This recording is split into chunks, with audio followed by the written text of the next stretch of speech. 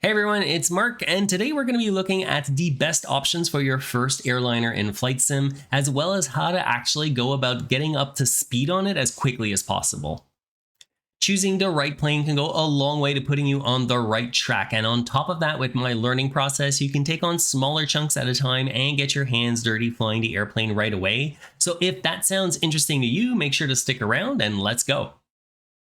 This is probably the best time to start learning airliners because there are more and more dropping almost on the monthly basis on PC, and even on Xbox you've got some quality options available now too, but when you know nothing about airliners it can be pretty confusing trying to decide where to start.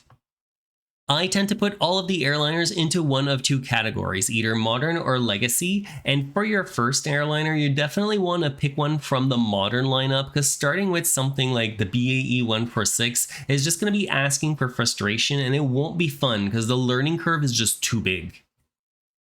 I'm going to give you two sets of recommendations. The first is going to be if you want to stick to the default airliners, which will be the same for both PC and Xbox. And the second will be if you want to look at a third-party airliner, where there are a lot more options on PC than there are on Xbox. Let's start by looking at the default airliners, and the only two options that I have on the list are the 787 and the 747, and the reason for that is that they're the only two who were recently updated to have a fairly close rendition to their real-world systems. Microsoft have also made the A310 available for free both on PC and Xbox through the marketplace, even though it was originally built by INI Builds. And although it isn't exactly a very recent airplane, I include it in the modern options because it has an FMC and it's not all that different from the modern Airbuses and Boeings. You might have noticed I've excluded the default 320neo from the options because it's still as is since the initial release, and it's missing a lot of features for it to be worth spending time with it. But there are a couple of good 320 options that we're going to look at in the next section on third-party airliners. So if I had to pick between those three default options, I would go with the A310 because it's the best modeled overall, and it's kind of a mix between a Boeing and an Airbus, which makes it a really good place to start. And then it becomes a toss-up between the 747 and the 787. The 74 is a little bit more to handle, but it's an iconic plane, so it's really hard to argue with that choice. Whereas the 78 is a little bit simpler to learn since it has a lot of automation. When it comes to third-party airliners, there are a lot of options available on PC, and you're a little bit more limited on the Xbox side. But either way, you have access to the best option available overall with PMDG's 737 lineup, and I've covered the pros and cons of every 737 in a previous video, so I won't go into all of those details here, but I'll have a link to it in the description of this video.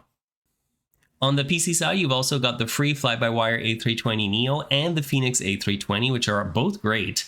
And at this point, it really comes down to deciding between Boeing or Airbus. And without going too deep into that debate, the main thing to know is that Boeings are a lot more hands-on, whereas Airbus have a lot more automation for you.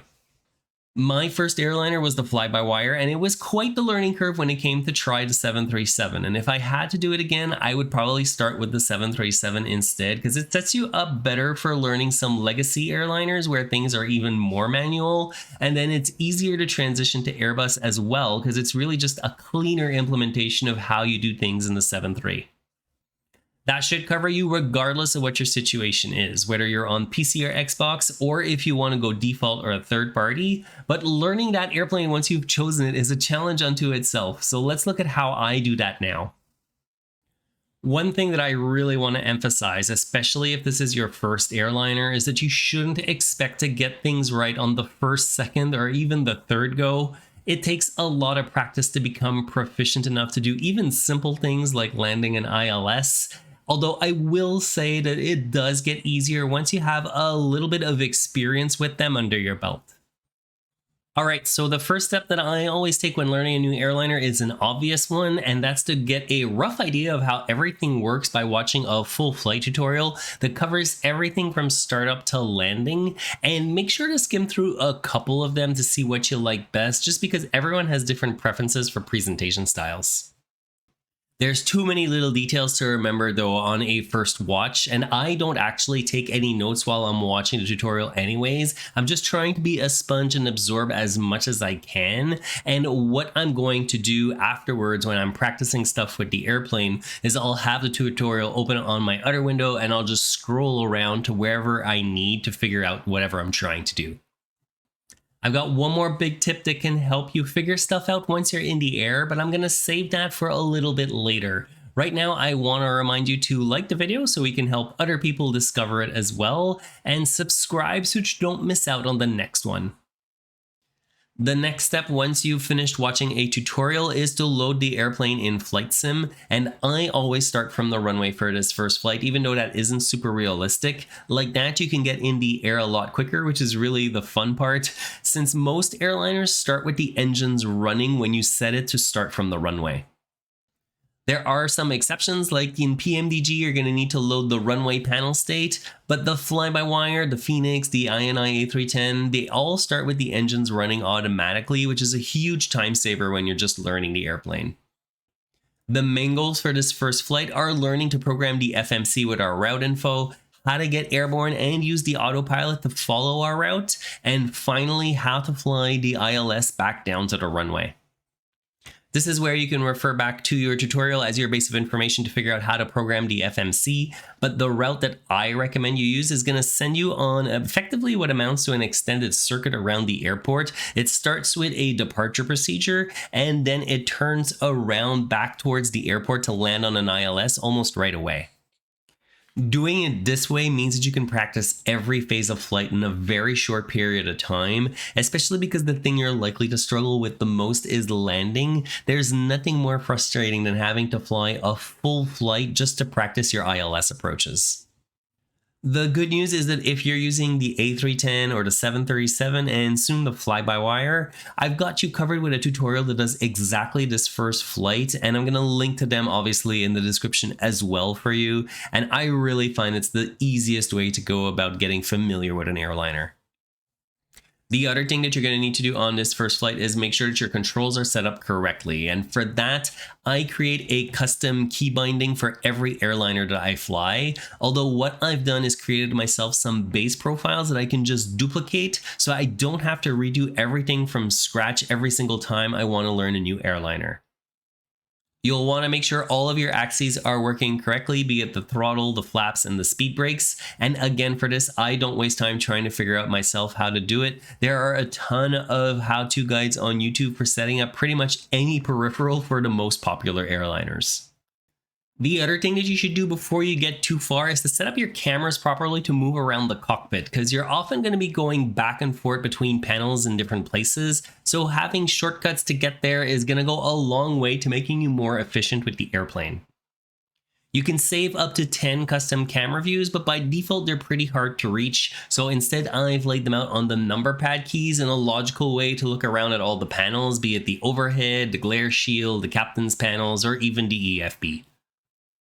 Getting that first flight right is really the biggest hurdle. Once you've got that done, you're ready for your first full flight from one airport to the other, and I recommend to use a route that's anywhere between 100 to 150 nautical miles, so an hour to an hour and a half of flight time. That's just enough time to be able to get up to a reasonably high cruise altitude and to go through all of the phases of flight, and there are a ton of options for routes of this length, and again, I'll have a few options for you in the description of the video. You can start from the runway for this flight too, just because it's going to let you focus on the flying part again, which is really the most important part. And there's a little bit of extra work to do in the FMC anyways, because you have to learn to program a full route with multiple waypoints along the way, unlike the first flight where all you were doing was a departure and an approach. Once you're airborne, you can experiment with the different autopilot modes, and you'll want to brush up on what needs to be done for a full descent from cruise, like how to figure out when to descend for starters, entering your weather forecast, things like that, by just rewatching that part of the tutorial that you were using earlier. It seems to always take me a couple of attempts at the approach and the landing to get it just right, but the thing that helped me the most to get through that was to start recording my flight in OBS so I could play it back for myself later. That made it a whole lot easier to compare what I did versus what was happening in the tutorials that I was watching. Otherwise, you're sort of just guessing as to what you did wrong and you need to try again without really knowing what screwed up. The last step of the process brings everything together, and you can start from the gate to learn the cold and dark flows, and again you can refer back to whatever tutorial that you were using to figure out how to do all of that from scratch. This is where getting a good checklist from flightsim.to that you can print out comes in really useful, because once you've done it a few times, you get a good sense for where everything is and how to set it all up quickly. Although even then, it usually takes me a couple of tries to get it right. Instead of an ILS, you can try an RNAV approach, but you'll want to have a look at a separate video on how to do that, because it's going to be different depending on the airliner that you're using. Even between the fly-by-wire and the Phoenix A320s, there are some differences because of the available features of both of those models. If you're thinking of going on VATSIM with the airplane eventually, you're going to want to make sure that you know how to fly the go-around procedure. And if you want to go full simulation, you can try to do a proper shutdown and turnaround without restarting the flight. It's a really fun challenge, and it really brings the immersion to that next level. Once you can do everything that I mentioned in this video, you should have a pretty solid understanding of how to fly airliners. I hope you picked up some ideas on how to get up and running faster with your own airliner journey. Just keep practicing if you're having trouble, because it does take time to get everything right. And if you got to this point in the video, please make sure to hit the like button and subscribe on your way out.